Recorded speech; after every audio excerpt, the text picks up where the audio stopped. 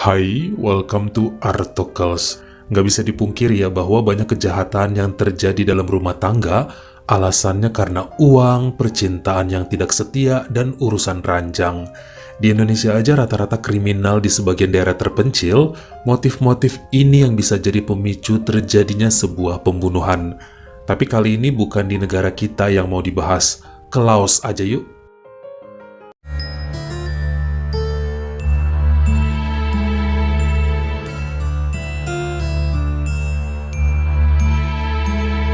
Kota Pakse adalah lokasi di mana kita akan membedah sebuah kasus kriminal kali ini yang berhubungan dengan suami istri yang nampak bahagia dan cocok, tapi ternyata ada rahasia ranjang tersembunyi yang dirasakan oleh istrinya.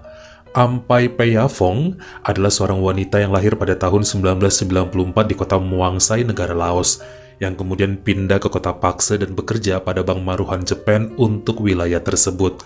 Hobinya renang, dengar musik, dan ngumpul bareng sama temen-temennya. Karena tempatnya bekerja punya relasi dengan perusahaan leasing kendaraan, akhirnya Ampai sering ketemu dengan seorang debt collector dari leasing tersebut bernama Alan Savangdi. Selama 7 bulan pendekatan dan akhirnya berpacaran secara resmi. Cocok lah, soalnya Alan juga kan sangat romantis dan penyayang meskipun tampangnya sayu. Sementara Ampai lebih kemanja dan suka menjadi pusat perhatian. Wanita itu tahu bahwa Alan datang bukan dari keluarga berada, bahkan rumah yang ditempatinya juga dari kayu-kayu peninggalan orang tuanya. Namun karena emang udah jatuh hati ya akhirnya diterima saja saat lelaki tersebut meminangnya pada bulan April 2019. Dan pernikahan pun dilaksanakan saat Ampai berusia 25 dan Alan 30 tahun. Karena saking sayangnya pada sang istri, setelah kawin, Alan melarang Ampai untuk berkarir. Gak usah ngantor lagi soalnya suka banyak yang godain. Mereka pun tinggal di rumah orang tua Alan hanya berdua aja, karena ayah ibunya udah gak ada ya. Di awal-awal pernikahan nampak semua aman terkendali. Namun beberapa bulan kemudian, Ampai ngerasa bosan di rumah terus karena gak ada kegiatan. Suaminya berangkat kerja pagi, pulangnya bisa malam. Akhirnya untuk mengisi kekosongan itu, mereka pun sepakat untuk membuka warung kelontong di rumah tersebut. Ampai ternyata nggak malu ya buat jualan. Dulu waktu kecil juga sering dagang beras ngebantuin ibunya. Dibukalah warung kecil untuk Ampai yang ternyata nggak begitu laku. Tapi nggak apa-apa, yang penting ada uang masuk sekalian ngisi waktu gabut.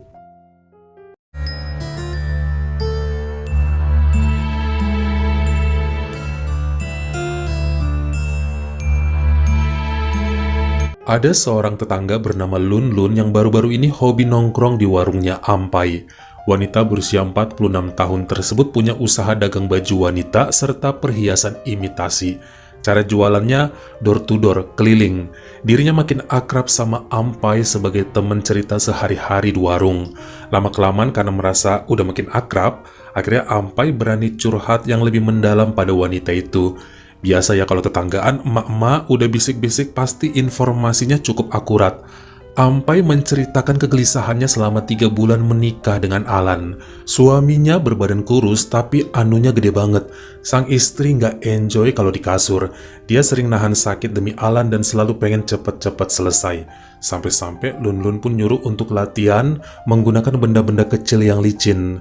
Kata Ampai udah dicoba kok, tapi tetap aja tiap ditusuk suaminya berasa sakit dan gak bisa menikmati. Dalam obrolan ini, Lun Lun ngasih sedikit info ya bahwa menurut orang-orang ya kalau cowok berbadan kurus emang gede-gede. Justru yang badannya gemuk itu kecil-kecil dan bisa dinikmati bagi kita wanita pemula. Itu sih kata orang-orang, soalnya Lun Lun juga nggak punya pengalaman dengan yang gemuk. Coba aja Ampai belajar dengan lelaki berbadan besar. Kenal-kenalan dulu, siapa tahu ada yang bisa diajak kencan satu malam hanya buat senang-senang. Tapi jangan sampai suaminya tahu. Hitung-hitung sebagai bahan latihan untuk menghadapi punya suaminya yang berukuran monster. Meskipun ketakutan dengan ide yang diberikan Bu Lun Lun, tapi Ampai penasaran juga, siapa tahu bisa sebagai uji coba supaya ntar pas diajakin Alan dia nggak kesakitan lagi.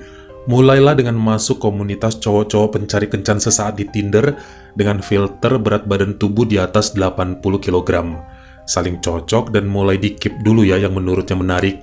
Tapi harus ngumpet-ngumpet biar suaminya nggak tahu.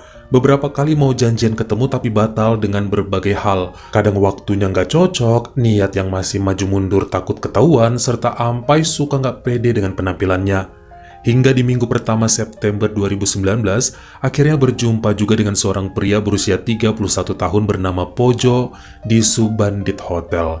Sengaja milih hari Kamis siang saat suaminya kerja biar nggak ketahuan. Sepertinya Pojo udah sering berkencan dengan wanita. Soalnya dia sangat agresif dan to the point banget. Sementara Ampai malu-malu kayak bingung mau mulai gimana.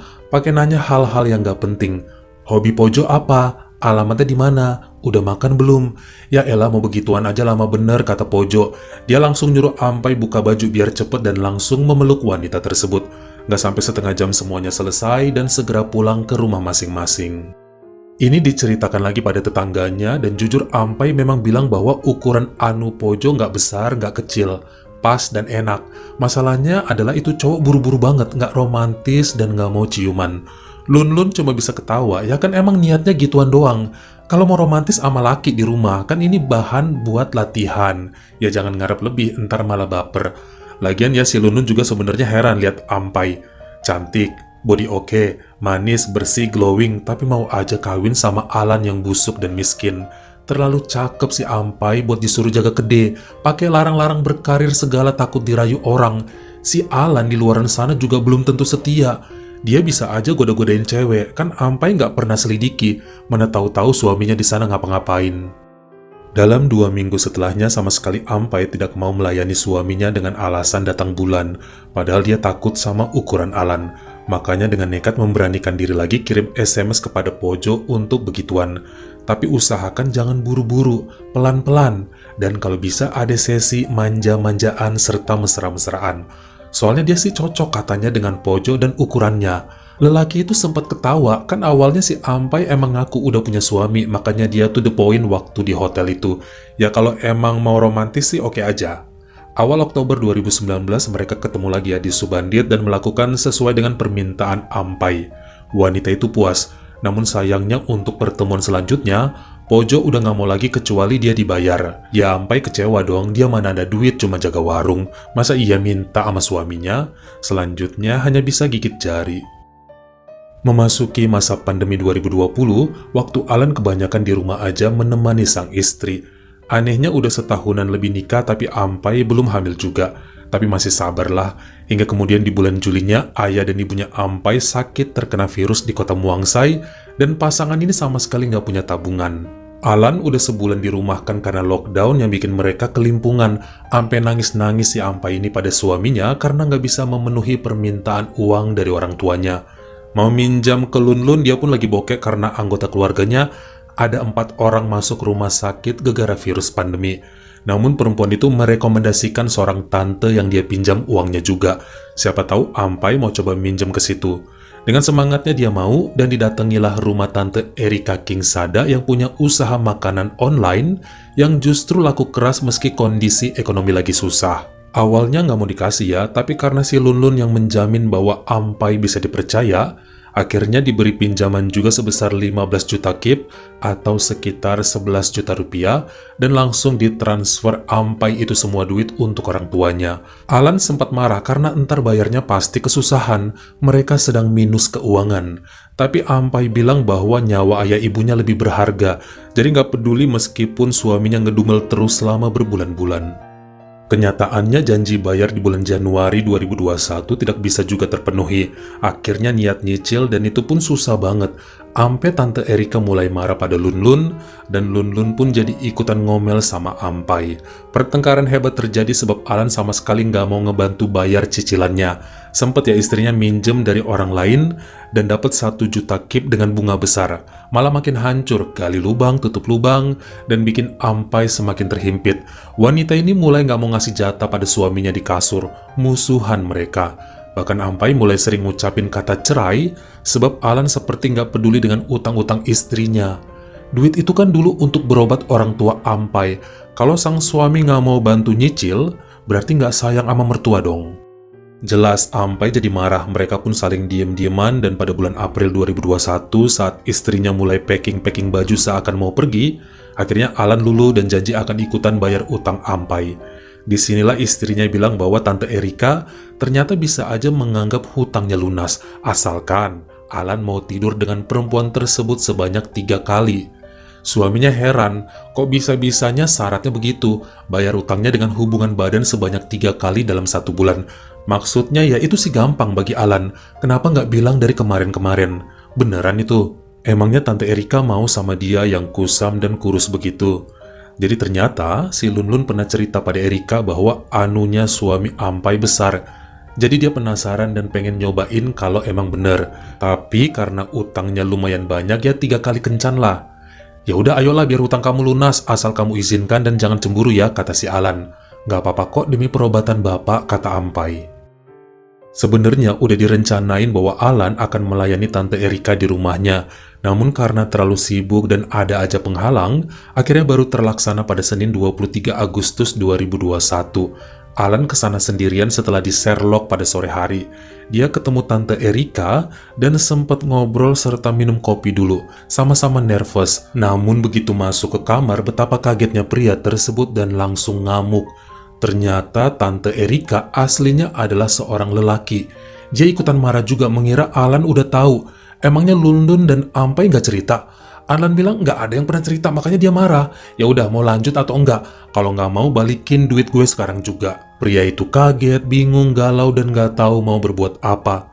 Nggak jadi nanti istriku yang bayar utangnya sendiri. Langsung aja Alan kabur meninggalkan Tante Erika yang kesel luar biasa. Sesampainya di rumah ternyata Ampai nggak ada. Alan mendatangi rumah Lunlun nanyain istrinya di mana, tapi katanya nggak tahu. Disinilah lelaki itu marah pada tetangganya. Si Erika ternyata cowok ya, sialan lu pada. Lah aku kirain istrimu udah cerita, emangnya belum, kata Lunlun. Nggak ada yang cerita, sekongkol kalian semua ya. Langsung Alan balik ke rumahnya dan terus nelponin sang istri yang ternyata handphonenya nggak aktif. Dia nanya pada beberapa tetangga yang nongkrong nggak jauh dari rumahnya, apakah ada yang ngeliat Ampai. Mereka bilang tadi dibonceng sama tetangga lain yang juga tukang ojek bernama Olai. Langsung didatangin si Olai dan bilangnya nganter ke Hotel Grand Campasak untuk bertemu seorang pria gemuk. Langsung aja mereka ke sana, namun resepsionis tidak mau yang ngasih tahu kamar yang mana. Akhirnya ditunggu sampai jam 9 malam di parkiran hotel tersebut dan keluarlah istrinya sambil dipeluk lelaki bertubuh gempal. Alan meneriaki istrinya di jalanan depan hotel lalu menampar wajah Ampai. Gue disuruh layanin waria, lu enak-enakan di hotel. Alan lalu berbalik pada pria gemuk itu dan ikutan memukuli juga. Dia pun mengambil batako, lalu menghantam kepala lelaki gempal itu bertubi-tubi meskipun sudah terkapar di jalanan. Semua orang coba memisahkan namun terlihat sudah terlambat. Ampai menangis dan security hotel langsung membawa si pria ke rumah sakit internasional high-tech. Dia mengembuskan nafas terakhir 4 jam kemudian. Sementara Alan langsung dibawa ke pihak berwajib.